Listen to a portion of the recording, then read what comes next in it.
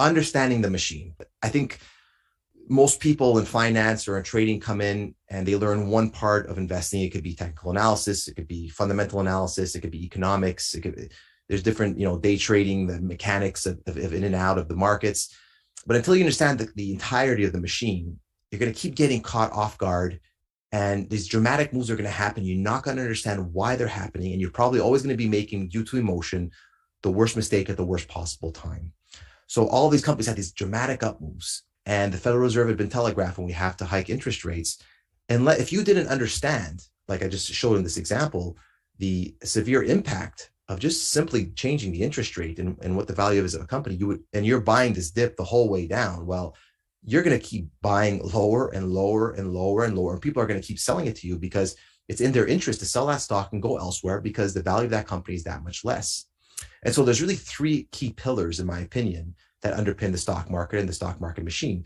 There are obviously the fundamentals of the actual company. Like I mentioned, NVIDIA had that phenomenal long-term growth because it actually did become a much bigger company with bigger earnings, and there is that growth factor behind the company. But what you're going to pay for all of that is really going to be determined by the Federal Reserve, because the Federal Reserve controls money, credit, and interest rates. This impacts everything from market trends, sector rotations, and individual company valuations. So unless you understand these two components right here, right away, you're at a significant disadvantage. You don't know on which companies to focus on, and you don't understand what the impacts can be by simple changes in the economy that are completely outside the purview or the actual realm of the company specifically. But really, they're completely interrelated. Now, the third important pillar, in my opinion, is institutions.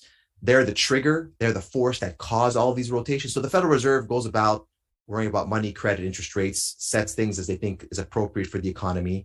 Now, the institutions are the people with the deep pockets, the big money, the research that realize everything like I'm talking about today, and they put in motion all these different movements, whether it's buying one stock, selling another, and they're the ones. They're the actual hand that causes all of these different trends and moves higher and lower in stock prices in different sectors. And so really understanding all three of these, how they're interrelated, how they're all critical to significant stock advances. If you don't understand how they all come together, it's very difficult to anticipate who the next major winner is going to be, who the next big successful stock is going to be, and when the right time is to buy, when the right time is to sell, and when you want to be aggressive and when you want to be very careful. And that is all interrelated with the Federal Reserve, stock markets, and the company fundamentals.